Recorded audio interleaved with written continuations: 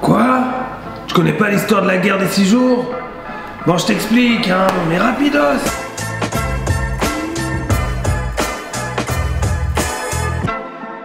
Ça commence en 1967, donc 19 ans après la création de l'État d'Israël. Il y a un gars, le patron de l'Égypte, qui s'appelle Nasser. Il est un peu remonté, il veut tuer du juif, le gars. Et il arrête pas de parler à la radio, dans les médias, partout, qu'il va se faire l'État d'Israël. Il va tuer tout le monde. Et il va bloquer le détroit de Tiran. Tu vois où c'est? C'est dans la mer... Quelle mer fermée de l'Asie occidentale est bordée par la Jordanie et par Israël? C'est la mer Noire. La mer Rouge. Il y a un détroit et ça bloque le port d'Elat. Les Israéliens, ils sont pas contents.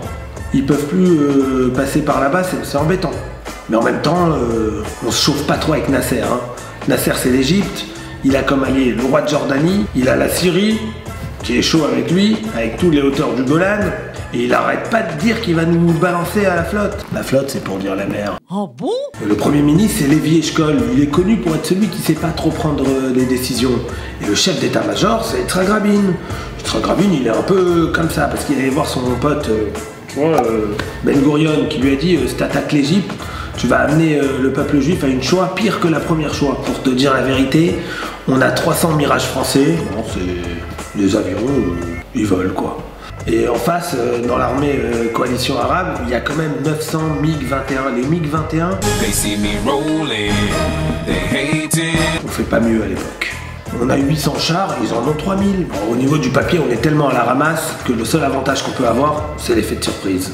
L'armée israélienne, elle n'était pas très nombreuse, mais elle était au top. Ils arrivaient à ravitailler et à réarmer un avion en 8 minutes. Ça veut dire que les mêmes avions pouvaient faire plusieurs vagues d'attaques dans la matinée sur l'Égypte. Effectivement, sur le papier, ça marche. Alors, Yitzhak Rabin va décider d'attaquer. Décision est prise le 4 juin 1967.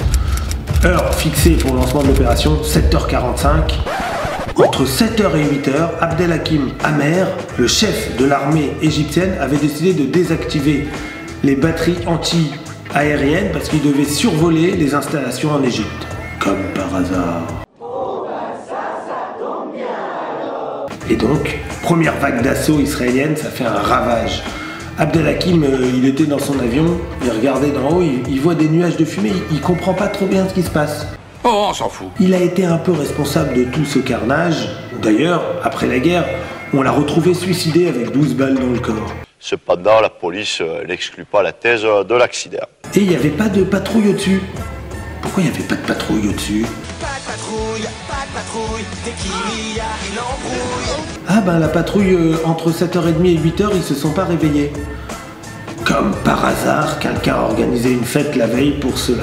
Et comme par hasard, comme par hasard. Pendant ce temps-là, dans le Golan, les radars syriens avaient détecté l'aviation israélienne qui avait décollé. Et ils avaient transmis le code à Nab pour prévenir de l'attaque. Comme par hasard, personne comprenait ce code. Il avait été changé la veille. Donne-moi le code. Le code de... Le code d'accès. 4. 7. Non, 1000. Israël, en une matinée, est devenu maître de la région au niveau aérien. Et en quelques heures, l'armée égyptienne bat en retraite et Israël prend tout le Sinaï. Le roi de Jordanie, motivé par Nasser, va rentrer en guerre. Je vous rappelle que la Jordanie, c'est ceux qui sont maîtres de Jérusalem-Est à ce moment-là, de l'endroit le plus saint pour les Juifs, le Kotel, le mur des lamentations. Banco, c'est les paras israéliens prévus pour le Sinaï qui vont libérer Jérusalem.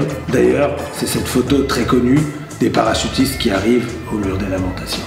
Jérusalem va être repris et c'est grâce à ça que maintenant nous avons accès au mur de Jérusalem. D'ailleurs, pendant cette guerre-là, la Cisjordanie va passer sous contrôle israélien alors que c'était l'armée jordanienne qui contrôlait cette partie-là. Ensuite, on va monter vers la Syrie pour se battre dans les hauteurs du Golan avec des combats rudes, mais qui vont être aussi remportés par Israël. Et c'est comme ça qu'en 6 jours, Israël va doubler sa superficie. 6 jours après, le 10 juin 1967, des accords vont être trouvés pour un cessez-le-feu. Tout cet énorme territoire de la péninsule du Sinaï va être rendu à l'Égypte pour les accords de paix un peu plus de 10 ans plus tard. Et c'est comme ça que, comme par hasard, Israël et son armée, ce petit pays qu'on croyait bientôt rayé de la carte, après seulement 19 ans d'existence, va balayer 3 pays beaucoup plus armés qu'elle en moins de 6 jours. Ça reste dans les annales militaires comme la victoire la plus éclatante du XXe siècle. Intéresse-toi un peu à ton histoire.